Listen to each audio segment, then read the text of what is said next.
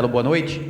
Queria que você fizesse uma leitura sobre o jogo, onde o Santa teve mais posse de bola, acredito até que mais chances, mas me parece que o Jacuipense, nas poucas chances que teve, foi letal. E eu queria que você falasse do segundo gol. Me parece que você trabalhou muito aquela entrada do Thiaguinho, aquela jogada em diagonal do ataque rápido da Jacuipense, e o Santa ainda assim não atentou a isso e saiu derrotado. Realmente você fez praticamente a análise.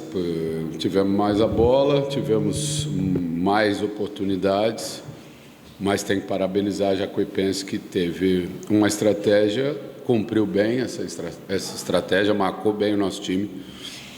E a gente sabia que a principal força do adversário era a saída rápida com o Thiaguinho, jogador que eu já conheço, sei, a gente já enfrentou várias vezes aqui.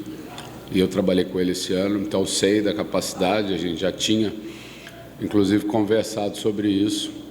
Mas foram duas jogadas onde a gente estava com o nosso time no campo de ataque, né, pressionando o adversário, tendo mais posse, e eles conseguiram sair em velocidade.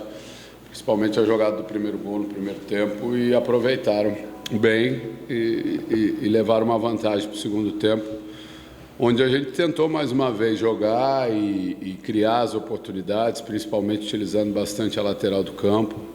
Então tivemos muitas bolas atravessando na área, muitas oportunidades, mas, enfim, mais uma vez parabenizo a Jacuipense, porque teve uma estratégia, é do jogo, não dá para ficar lamentando, porque teve mais posse de bola, porque teve mais oportunidades. Na verdade, eles cumpriram bem o plano de jogo deles, tiveram uma marcação forte e tiveram a velocidade na saída, onde a gente, em alguns momentos, falhou no sentido de conseguir, na perda da bola, uma pressão rápida e não deixar com que o adversário saísse. Mas é o que eu falo, a gente lamenta esse resultado, a derrota, principalmente porque a gente vinha num momento bom, o torcedor estava presente, a gente esperava hoje mais uma vez conquistar uma vitória, mas a competição está aberta, tem muita coisa pela frente e a classificação vai ser decidida nas próximas rodadas. Marcelo, o time teve muito poder de reação nas outras oportunidades do Arruda e hoje não conseguiu ter. Até teve a posse de bola, como o Igor disse, criou oportunidades. Aí faltou a eficiência que a Jacuipense teve para o Santa Cruz? Com certeza. E futebol é um jogo de eficiência, né? Não é um jogo onde você ganha porque você tem mais a bola ou você ganha porque você tem mais oportunidades, e sim ganha quem é mais eficiente. Eu acho que hoje não ficou dúvida, né? Eles tiveram 3 oportunidades iguais, né? E fizeram 2 gols. Eles podiam, inclusive, ter feito o terceiro, depois que estava 2-0, eles saíram mais uma vez em vantagem numérica e conseguiram chegar cara a cara com o Jefferson. Mas é o que eu falo para você, dentro da nossa estratégia, a gente ia ter a posse de bola, a gente ia jogar no campo do adversário, não adiantava a gente tentar uma outra maneira de jogar, a gente tinha que ter mais atenção, justamente porque sabemos da força do adversário, dessa característica específica do adversário, mas faltou efetividade. As chances apareceram, né? Bola na trave, muitas bolas, como eu falei, atravessando a área, algumas finalizações, um pouco intranquilo o nosso time nesse sentido, para finalizar, e isso nos custou, principalmente porque para o adversário, a partir do momento que ele jogou com a vantagem, ficou mais cômodo, ficou mais tranquilo, porque era a característica de jogo deles que encaixava com o placar do jogo naquele momento. Professor, boa noite. Boa noite. Um tropeço nunca está no planejamento. O Santa, nessa rodada, se vencesse, também contasse com o tropeço do Asa, poderia chegar à vice-liderança. Mas dentro de um planejamento de jogos, de pontuação, o senhor, junto com o elenco, direção, tem uma projeção ou o senhor trabalha jogo a jogo? Como é que funciona e como é que entra nesse trabalho de pontuação, de projeção, uma derrota que com certeza não estava no script como essa? Não, entra no sentido de que a gente já sabia que precisaria somar pontos jogando fora de casa, né? Isso não muda. entra no sentido de que a gente avalia jogo a jogo e cada jogo tem um sentido de decisão e o próximo, com certeza, esse sentido vai ser maior, até pela questão dessa derrota, né, do fato da gente estar hoje fora do G4 novamente. Mas a classificação vai ser disputada nas próximas rodadas. Nós temos confrontos com 3 dos 4 times que estão na nossa frente, nas próximas 4 rodadas. Então, são confrontos diretos onde essa diferença que existe hoje pode ser retirada num jogo, né, numa partida. Então, tem muita coisa pela frente. É lógico que a gente fica triste, fica chateado com a derrota. Isso é normal, mas ela não estava nos planos, né, lógico, até pelo que a gente vinha fazendo jogando em casa, mas... por outro lado, a gente já sabia que teria que buscar pontos fora de casa e a gente precisa pensar nisso a partir de agora, principalmente porque temos na segunda-feira mais um jogo fora e um jogo muito importante. Martelotti, boa noite. Queria que você descrevesse como que fica o vestiário depois de uma derrota dessa em casa, 20 mil pessoas aqui empurrando o Santa Cruz. Como que fica o psicológico da rapaziada? Como que vocês pretendem trabalhar esse psicológico? E como buscar alternativas para a sequência do campeonato depois de uma derrota frustrante como essa? O vestiário é lógico que é de tristeza e não poderia ser diferente, né?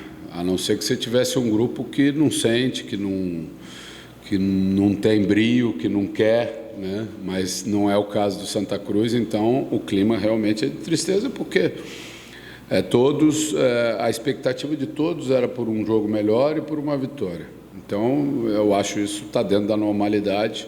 Esse é o momento mesmo de sentir, de cada um pensar o que poderia ter sido feito diferente, né? E a gente tem esse tempo, porque a gente só joga na próxima segunda-feira, então tem mais de uma semana para o próximo jogo.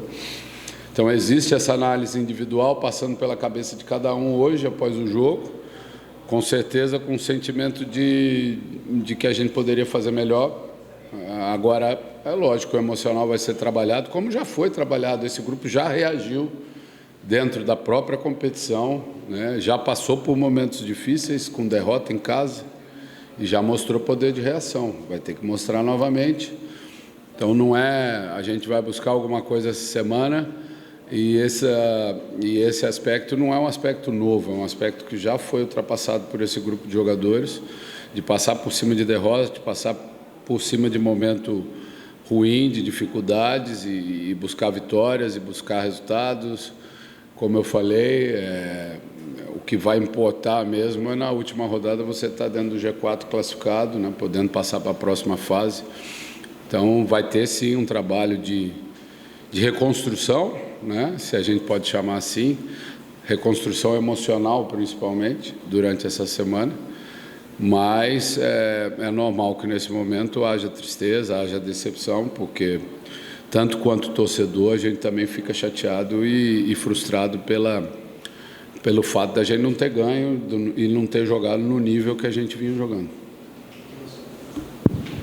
Martelotti, boa noite. O Santa Cruz teve boas oportunidades com Rafael Macena, que não conseguiu finalizar. Hoje o time teve a ausência de Furtado e de Mateuzinho. Queria saber se o senhor sentiu falta desses dois atletas como opção ao longo do jogo. Eu acho que a gente tem um grupo que é um grupo qualificado, equilibrado, né, dentro da sua constituição, mas é um grupo enxuto, né, em termos de quantidade de jogadores. Então, quando você perde 2 jogadores no mesmo setor, como aconteceu com a saída do Mateuzinho e do Furtado, é lógico que diminui as opções, né? É lógico que isso faz com que, se você for ver bem, a gente tinha menos opções. Apesar de ter 23 jogadores convocados hoje, a gente tinha menos opções.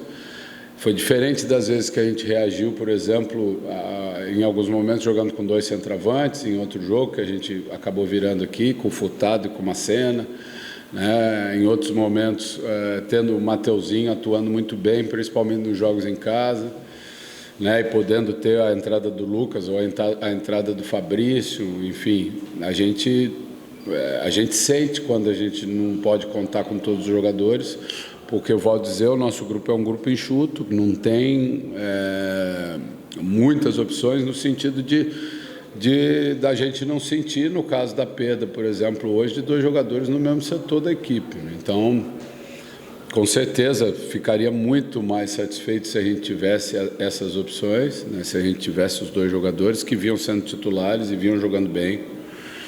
Mesmo que a gente tivesse dificuldades, a gente teria mais chances de modificar a cara do jogo, tendo mais 2 opções para o ataque. Infelizmente, é uma realidade que a gente tem que superar nesse tipo de jogo, né? Felizmente, para a próxima partida a gente conta com eles de volta, mas com certeza fizeram falta nesse sentido, da gente ter mais oportunidades, mais chances, mais opções para mexer na equipe, principalmente porque são 2 jogadores que são qualificados. Ok, pessoal.